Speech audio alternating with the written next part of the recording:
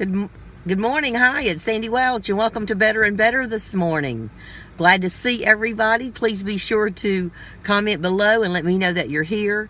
And I hope you have had a great week this week. Hope you're getting ready to kick off a brand new great week. And today we're going to be talking about going for your dreams. Why should you go for your dreams?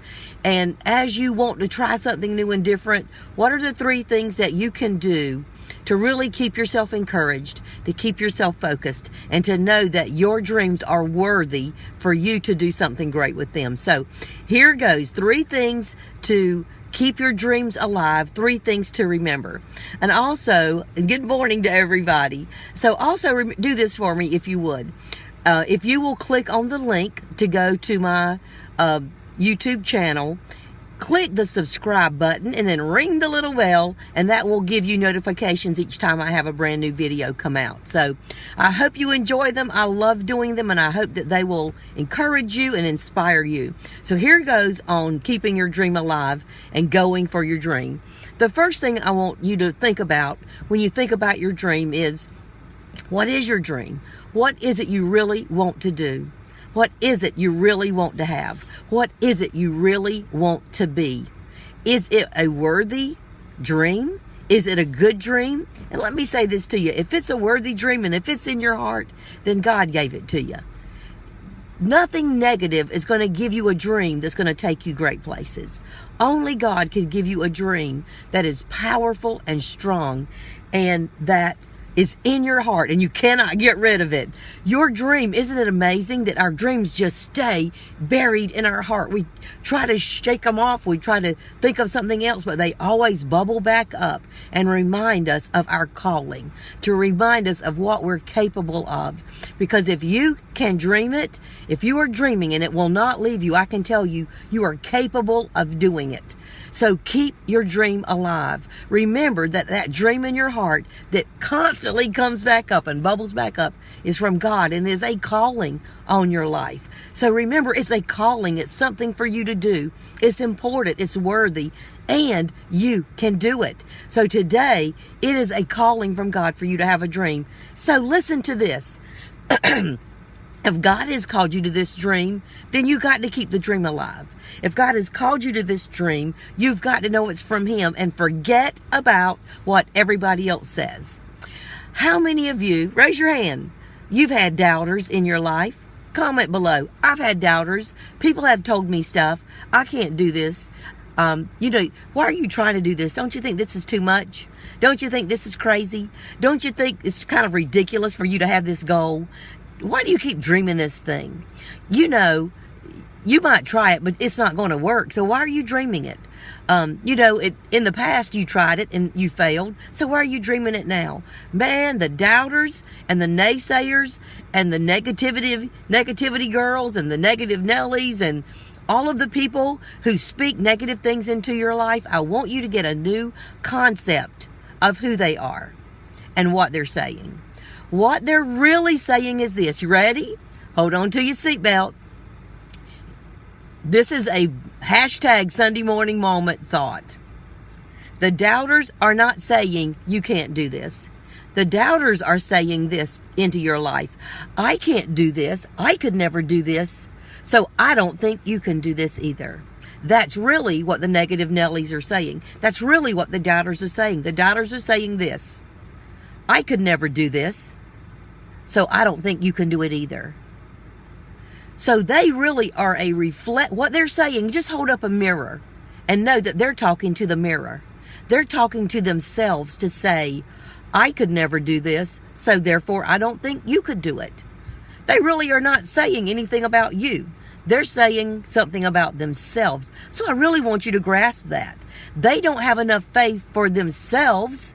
So therefore, they say you couldn't do it either. I just had somebody comment, I've had negative Nellies, I've had bad thoughts. Somebody says I'm too old. Well, guess what? Today's the first day of the rest of my life. And if I only had 5 days left to live, God, please give me a lot more than 5 days. But if I only had 5 days to live, this would be the first day of the last 5 days of my life. And I'm going to use this day in a great way. Don't tell me I'm too old. Don't tell me I'm too short. Don't tell me I'm too loud. Don't tell me I'm too soft. Don't tell me I'm too this, and don't tell me I'm too that. What they're saying to you is they don't have enough confidence in themselves to think they could do it. So therefore, they don't have enough confidence in you to think you could do it. It is not about you. It is truly about them. Now, if this dream will not go away, number one, it is from the Father. It is a dream that needs to be fulfilled. And number two, this is number two. Point number two, you got to try something new. You have to try something different. You've heard the definition of insanity? That if you keep doing the same things you've been doing, then you're never going to get anything to change. If you keep doing the same things you've been doing, you're going to keep getting the results that you've been getting. There's nothing is going to change. One of my favorite quotes of all time is John Maxwell, and I love John Maxwell, and this is what he says. When's the last time you tried something for the first time? Have you tried something new? Have you tried something different? Have you tried something you haven't tried before?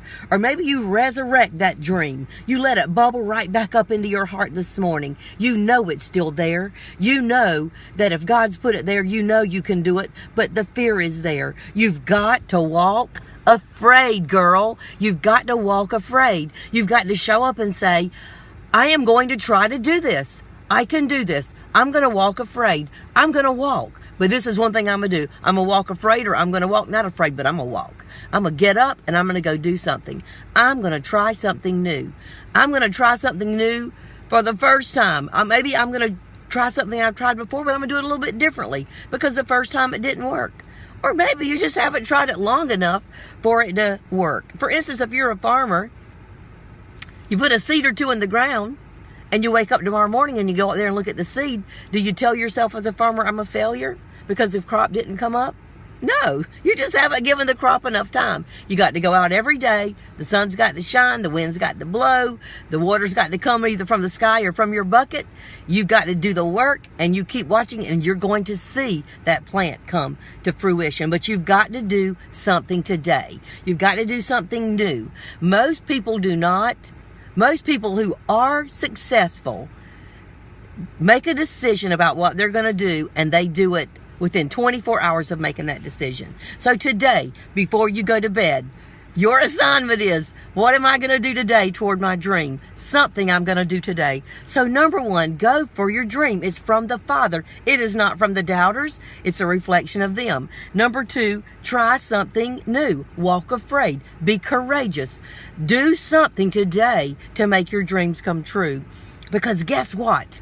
One of my favorite scriptures says this. It's kind of like two scriptures. And one says, without me, you can do nothing. Without God, you can do nothing.